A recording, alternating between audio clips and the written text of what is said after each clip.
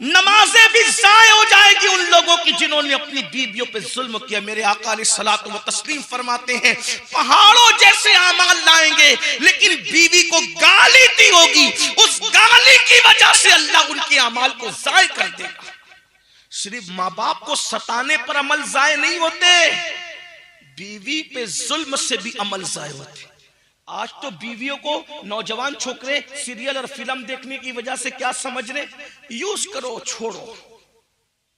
ये तो हाथ के लोग कहते भी बीवी तो हाथ के रुमाल की तरह। मैंने कहा हमारे मजहब में हाथ के रुमाल की तरह नहीं है। हमारे मजहब में ना बीवी सर का ताज है, सर का ताज भी नहीं है, पैर की जूती भी नहीं है, हाथ का रुमाल भी नहीं है। मेरे अल्लाह ने औरत को बाएं पसली से, बाएं तरफ की पसली से जो दिल के करीब की पिसली है उससे पैदा किया और बताया ये दिल के करीब से पैदा की गई है, ये दिल में रखने की चीज है, इसको दिल में रखो। इसीलिए तो मैं लोगों को अक्सर कहता हूं, लोग हमें क्या ताना देते हैं बीवियों के बारे में, हम जितना प्यार करना जानते हैं उतना कोई जान ही नहीं सकता। ये तो सीरियल और फिल्में तुमने दिखाई तो चंद लड़के बिगड़ गए, वरना हमारी तारीख है तारीख कि हमने बीवी के रुखसार के ऊपर तिल देखा तो समरकंद और बुखारा जैसे शहर बसा दिए, और जब बीवी मर गई तो उसकी मोहब्बत में ताजमहल बना दिया।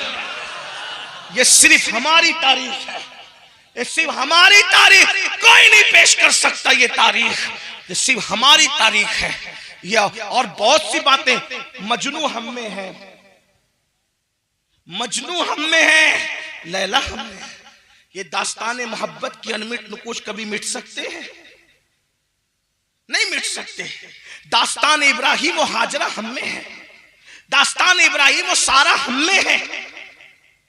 ये तवील दास्तान है लेकिन उसकी तरफ नहीं जाता। अर्ज क्या कर रहा था, आज अपनी बीवियों को मार रहे लोग, तलाक की धमकियां दे रहे लोग, 3-3 बच्चे होने के बाद अपनी बीवियों को लोग तलाक दे रहे हैं।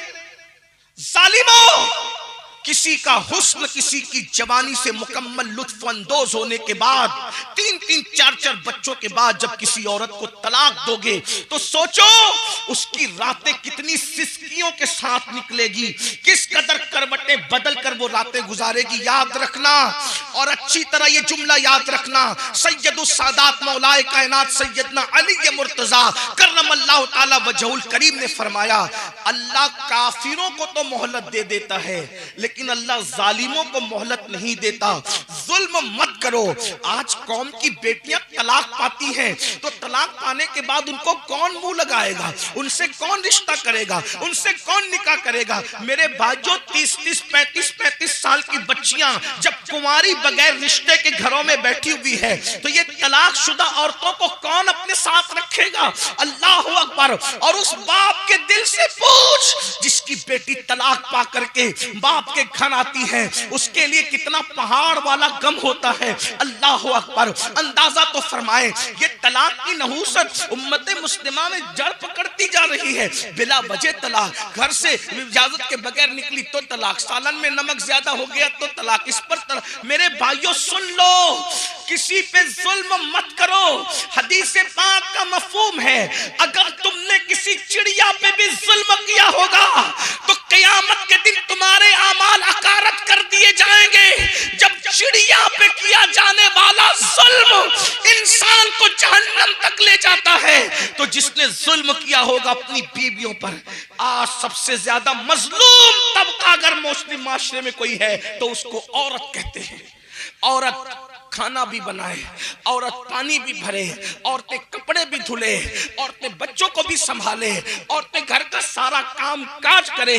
उसके बाद शौहर घर में आते तो 80% शौहरों का हाल ये है कि वो एक मुंह बीवी को सीधा देने के लिए तैयार नहीं। 90% शौहरों का हाल यह कि घर में आते तो सीधा मोबाइल में घुस जाते हैं, टीवी का मुंह पकड़ के बैठ जाते हैं। कौन देगा अपनी बीवियों को टाइम? हमारा मजहब तो ये कहता है अगर नफिल नमाज की कसरत करने से बीवी का हक जाय होता है तो वो नफिल छोड़ दो। नफिल मुसल्ले पे पढ़ने से बेहतर है कि बिस्तर पर अपनी बीवी का हक अदा करो। सब नहीं हो रहा है क्योंकि हमने दीन नहीं सीखा। हमने दीन चंद चीजों को समझा, टोपी, दाढ़ी, नमाज और नॉन वेज खाना। मुझे इनकार नहीं है इनकी अजमतों का, टोपी का, दाढ़ी का, नमाज का, मुझे इनकार, मैं आप मुझे जानते हैं कि मैं इसको बार बार रिपीट करता हूं। आज हम एक दूसरे का दिल तोड़ते हैं, ख्याल नहीं होता, झिड़कते हैं ख्याल। एक बात आपको बताऊं, हम आला हजरत की बात बहुत करते हैं, लेकिन आला हजरत के साथ भी हम चीटिंग करते हैं। क्यों चीटिंग करते हैं पता है? जो बातें हमें पसंद है वही आला हजरत की लेते हैं, और जो हमारे नफ्स पे गिरा गुजरती है हम उसको छोड़ देते हैं, ऐसे कि जैसे हमने सुना भी नहीं, पढ़ा भी नहीं। देखिए अब आला हजरत क्या कहते हैं, सुनिए। आला हजरत अलैहि रहमा लिखते हैं कि किसी आशिक़ रसूल को, किसी मुसलमान को, मोमिन को, खुशअकीदा को बेवकूफ कहना भी हराम है। अब जरा तवज्जो करें, क्या क्या कहते हो ये तुम जानो, लेकिन मसलके आला हजरत क्या है वो जरा देखो। किसी खुशअकीदा मुसलमान को बेवकूफ कहना भी हराम है। अब बहुत गहराई से इसको सुनना, क्योंकि ये गुफ्तगू सुनने से ज्यादा समझने से ताल्लुक रखती है। और आप लोग क्या क्या कह जाते हो, माँ की, बहन की, इसकी, उसकी, पता नहीं कितनी गालियां निकालती। ये मसलक में तो बेवकूफ कहना भी खुशअकीदा मुसलमान को हराम पाया। लोग कहते हैं आला हज़रत बड़े शिद्दती थे। मैंने कहा जो शिद्दती होगा ये बात करेगा? वो शिद्दत जरूर करते थे, मगर उनके लिए जिनके लिए कुरान ने हुक्म दिया, और उनका दिल मोम से ज्यादा नर्म था उनके लिए जिनके लिए कुरान ने कहा रहमाउ बैनहुम। मुसलमानों ये दर्स इस्लाम सीख लो, 90% झगड़ों का खात्मा हो जाएगा। तो अर्ज क्या कर रहा था, किसी खुश अकीदा को बेवकूफ कहना भी हराम है। अब क्यों हराम है जरा सोचो, तवज्जो करना, हराम क्यों है? अब आला हजरत जब कोई जवाब दे दे तो ऐसा तो नहीं है कि दे दिया तो दे दिया, ये मसला नहीं। वहां तो बड़े बड़े शागिर्द बैठे, सदरुल शरिया जैसा, अल्लामा जफरुद्दीन जैसा, मुहद्दिस आजम के चोचवी जैसा, अल्लामा हशमत अली खान शेरबेश अहले सुन्नत जैसा, बड़े बड़े इल्म के पहाड़ लोग, उन्होंने फौरन सवाल कर दिया आला हज़रत से, सरकार ये बेवकूफ इतनी छोटी सी चीज है, इस पर आप कह रहे कि हराम है। भाई हराम के लिए तो कोई दलील चाहिए ना, ऐसे थोड़ी कोई भी चीज हराम हो जाती है। वो इल्म वाले लोग थे, कहने लगे बेवकूफ किसी खुशअकीदा को कहना ये हराम है, आप कह रहे हैं, तो इतनी छोटी सी बात बेवकूफ आदमी चलते फिरते कह देता, ये हराम कैसे है? तब इमाम का जवाब सुनो, कहते हैं क्या तूने हदीस नहीं सुनी, मन आजा मुस्लिमन फकत आजानी व मन आजानी फकत आज़ल्लाह, कि जिसने किसी मुस्लिम को अज़ियत दी उसने मुझ मोहम्मद को अज़ियत दी, और जिसने मुझे अज़ियत दी उसने अल्लाह को अज़ियत दी। और दूसरे मकाम पर है, जिसने अल्लाह को अज़ियत दी उसका ठिकाना जहन्नम है।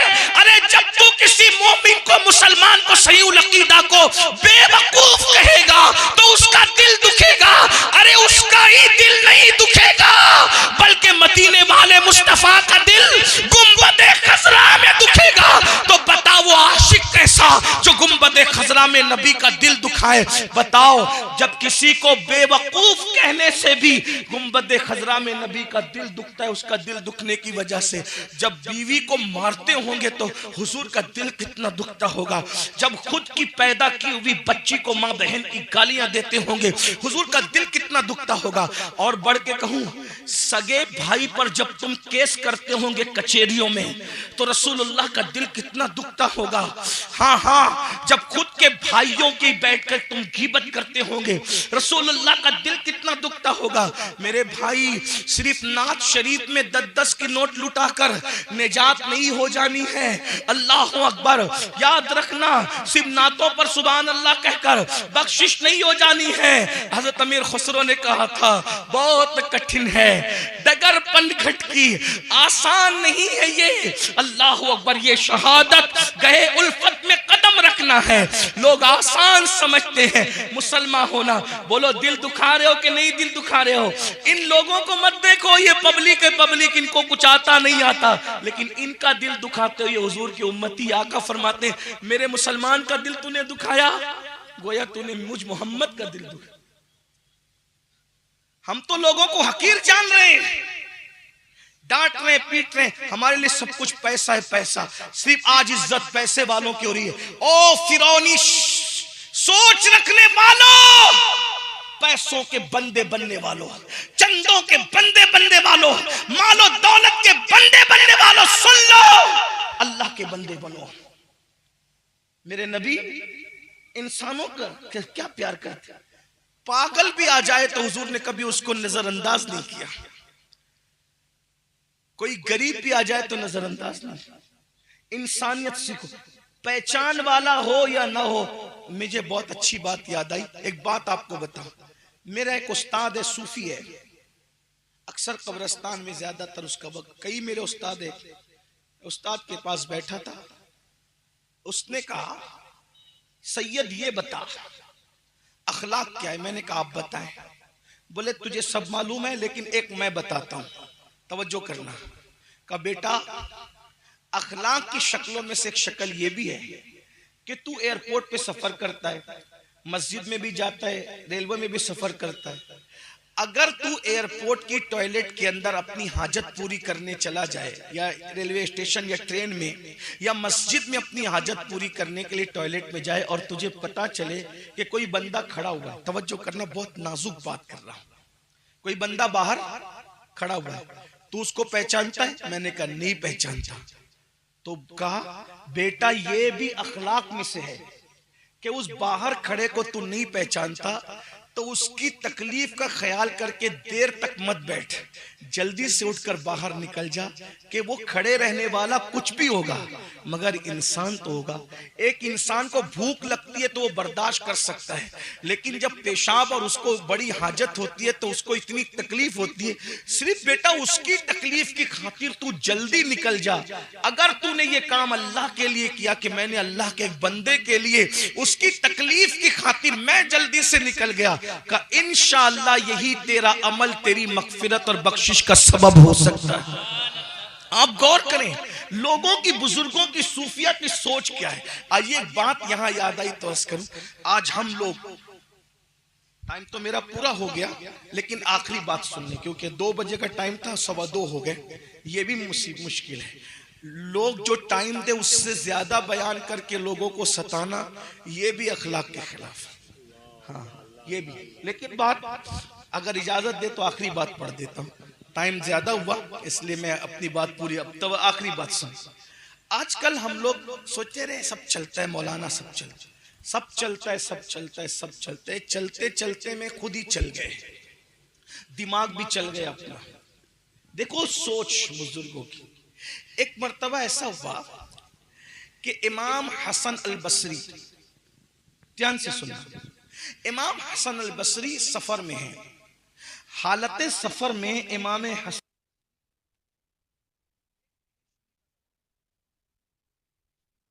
पानी बेचने वाला बेचती नजर आता है, वो बेचती को देखा, वो पानी बेच रहा था, कहां? जंगल में।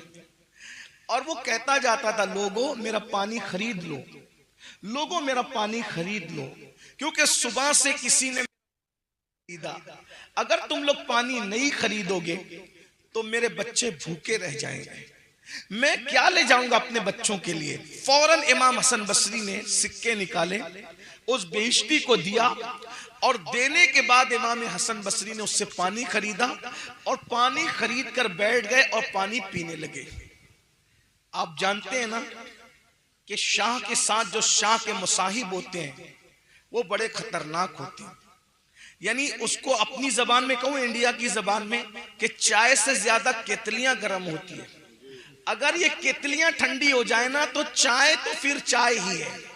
हर जगह काम केतलियों ने खराब किया है, हर जगह काम चमचों ने खराब किया है। और अगर खुल करके कह दूं, पीर लोग सब बहुत अच्छे हैं, काम मुरीदों ने खराब किया है। उलमा बहुत अच्छे हैं, इर्द गिर्द जो चापलूसों की जमात है उन्होंने काम खराब किया है। इधर से लाते हैं फजूल बकवास कान भरते हैं, उधर से लाते हैं झूठे बात लगाते हैं। बहुएं सास के पास आकर झूठी बात लगाती है, देवरानी के खिलाफ जिठानी, जिठानी के खिलाफ देवरानी। सास बहुत अच्छी है, बहुओं ने उसको बिगाड़ा है। उस्ताद अच्छा है, शागिर्दों ने उसको परेशान किया है।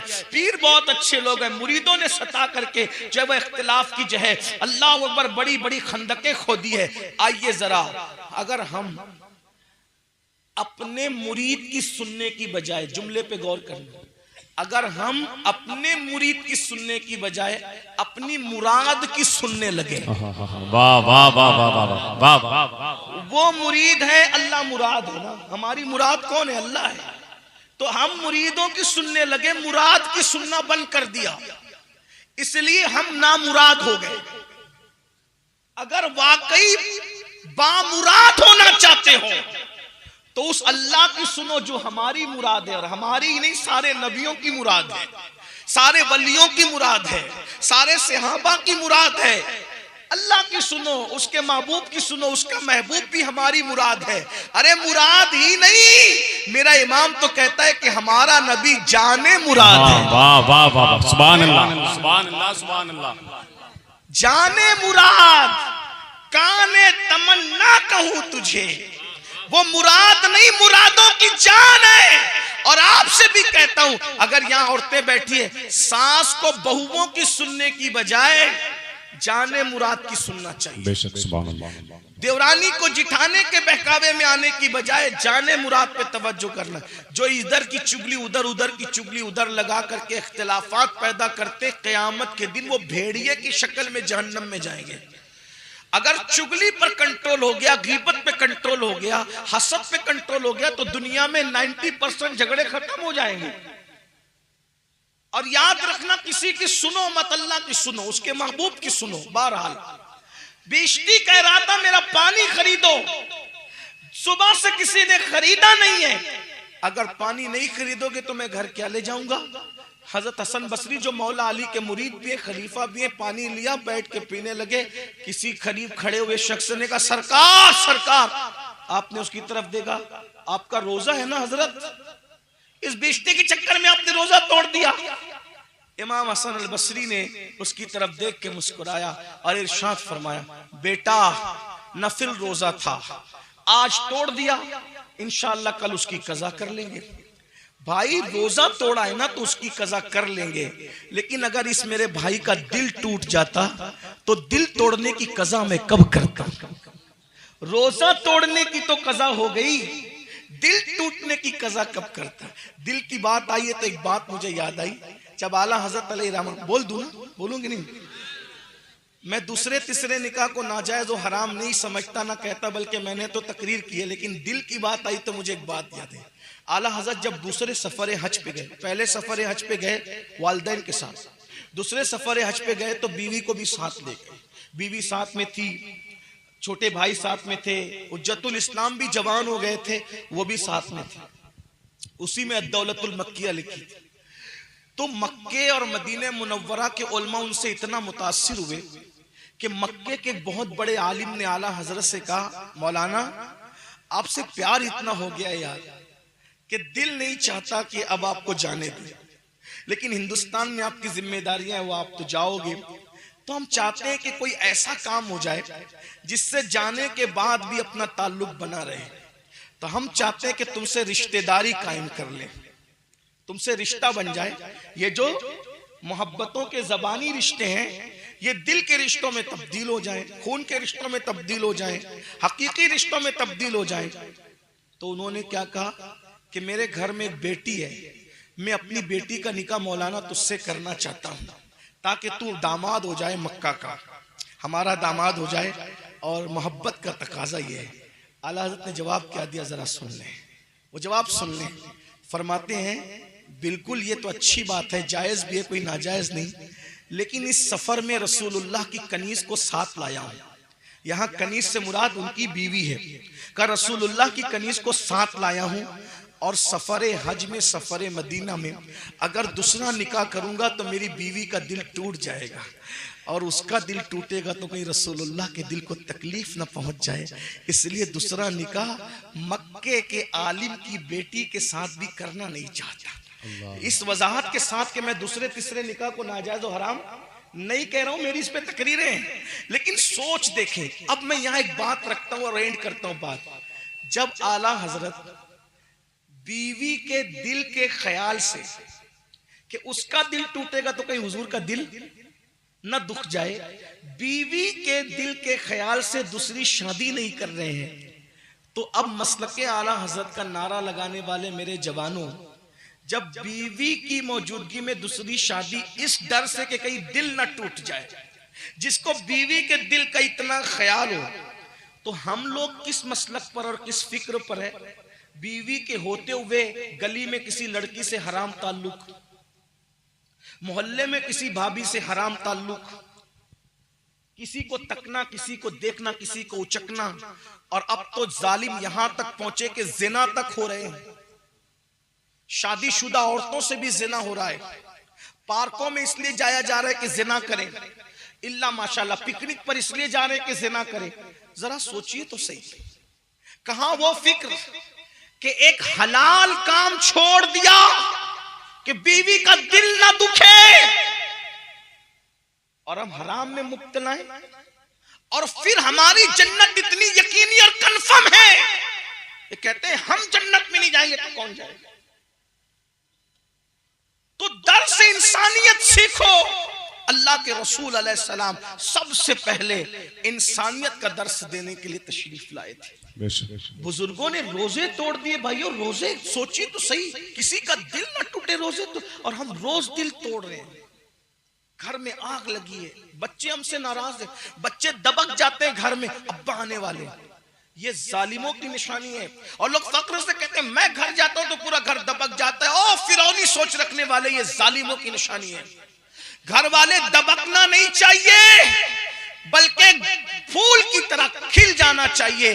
पहले से बीवी सोचे मेरा शौहर आ रहा है, मेरे मन की दुनिया का, मेरे मन की कायनात का राजा आ रहा है जो मुझे जी भर के प्यार देगा। बच्चे उछल कूद शुरू करना चाहिए कि अब्बू आ रहे हैं, अब हम उनके साथ खेलेंगे, बातें करेंगे, अपने मामलात उनसे शेयर करेंगे। लेकिन ये सब चीजें तो खत्म हो गई। नफरत, नफरत और सिर्फ नफरत। कौन सा तुमने मियार कायम कर लिया? क्या अल्लाह के रसूल की जिंदगी भूल गए? सफरे के अंदर अल्लाह के रसूल उम्मुल मोमिनीन सैयदा आयशा से कहते, आयशा चलो आज हम दौड़ लगाएंगे। पूरे काफिले को आगे भेज दिया और कहा आज हम दौड़ लगाएंगे।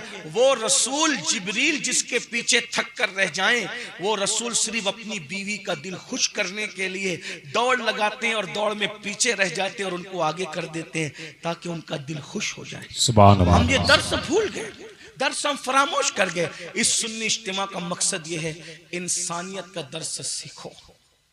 अपने पड़ोसियों के साथ अच्छा सलूक करो, अपने घर वालों के साथ अच्छा सलूक करो, अपने बच्चों के साथ अच्छा सलूक करो, अपने माँ बाप के साथ अच्छा सलूक करो, अपने इमामों के साथ अच्छा सलूक करो। सिर्फ ये सोचकर इंसान है इंसान। कोई फटे पुराने कपड़े में हो तो भी इंसान है, कोई अनपढ़ हो तो भी इंसान है, कोई भीख मांग रहा हो तो भी इंसान है। इंसान इंसान। बल्कि ये भी कह दूं, अगर कोई काफिर भी हो तो भी इंसान है। जितनी छूट इस्लाम ने दी है उसके साथ हुस्न सुलूक करने की, हुदूद इस्लाम में रहकर उसके साथ उतना अच्छा सुलूक कर सकते हो तो करो। क्या भूल गए अल्लाह के रसूल अलैहिस्सलाम काफिर जब आते, बड़े बड़े सरदार उनके लिए अपनी चादर बिछा देते और उन दुश्मनों को कहते बैठो इस चादर पर। काफिर बनकर आते और रसूलुल्लाह के इस अखलाक को देखकर मोमिन बनकर वहां से जाया करते थे। भाइयों आओ नफरतों के इस माहौल में मोहब्बतों का माहौल कायम करें। इंसान इंसान को प्यार दे, गिव एंड टेक। मोहब्बत तलब करोगे, मोहब्बत बांटोगे तो मोहब्बत मिलेगी, प्यार बांटोगे तो प्यार मिलेगा। हमारे यहाँ ये तालीम है, कांटों के मुकाबले में कभी कांटे मत बिछाना, वरना पूरी दुनिया कांटों से भर जाएगी। कांटों के मुकाबले में फूल बिछाना सीखो। बल्कि आखिरी बात से पहले जिसके साथ जो हुआ सिर्फ इस वजह से भूल जाओ कि अगर मैं बदला लूंगा तो हुजूर का दिल दुखेगा। मैं अल्लाह उसका कारोबार भी ना बिगड़े, क्योंकि वो परेशान होगा तो मेरा महबूब परेशान होगा। क्योंकि कुरान कहता है अज़ीज़ुन अलैहि मा अनित्तुम, यानी हुजूर आपके लिए मैं सबको माफ करने तैयार हूं। बोलो कर सकते हो ऐसा? हुजूर आपके लिए मैं सबको माफ करने तैयार हूं। अब आप कहेंगे यार लोग सताते तो करें क्या? मैं एक बात आपसे कहता हूं, लोग सताए ना तो हुजूर की खातिर माफ कर दिया करो। या रसूलुल्लाह अगर मैं इसको मारूंगा, गाली दूंगा, फिर इसको भी तकलीफ होगी, इसका बुरा चाहूंगा कि इसका कारोबार बंद हो जाए, इसका बीमारी आ जाए, तो आपको तकलीफ होगी। तो आप देखिए, बचपने में हम ये सुनते थे कि अगर सिक्का गटर में गिर जाए तो बोलो सिक्के के लिए गटर में हाथ डालते थे कि नहीं डालते थे? कि भाई चलो सिक्के के लिए गंदगी में। तो जब सिक्के की खातिर इतनी बड़ी गंदगी आदमी गवारा कर लेता है, तो जाने मुराद मोहम्मदुर रसूलुल्लाह के लिए ये उम्मत की सताने को और इसके गम को क्यों नहीं गवारा कर सकता इंसान? तो इसलिए सबको माफ करो, माफ करने वाले बनो हुजूर की खुशी के लिए, और सोचो कि मेरी वजह से हुजूर को अजियत ना पहुंचे। अब रही बात, बस एक आखिरी जो बात, अब आखिरी पे आखिरी हो रही है और टाइम ज्यादा हो रहा है। अगर कोई सताए तो खामोश हो जाओ। क्या हो जाओ? खामोश। वजह उसका बुरा मत चाहो। कुछ लोग कहते हैं कयामत में पकड़ेंगे। मैं कहता हूं क्यों कयामत में पकड़ेंगे?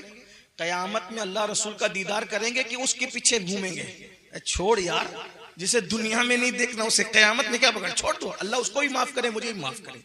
लेकिन एक बात कहता हूं, कोई सताए ना, चुप हो जाओ, खामोश हो जाओ, बद्दुआ मत करो। क्योंकि जबान की बद्दुआ किसी को बर्बाद करे या ना करे, लेकिन जब मजलूम चुप होता है, खामोश बद्दुआ में इतना असर है। तुम बद्दुआ मत करो, चुप रहो, खामोश, सिर्फ खामोश। एक जुमला कहो, ये मामला तेरे सुपुर्द है। अगर ये सीख जाओगे, तुम खुद देखोगे कि तुम्हारे दुश्मनों का अंजाम तुम्हारे सामने क्या आता है। ये खामोश बद्दुआ, इधर लब खामोश हो और उधर से फैसला आता है।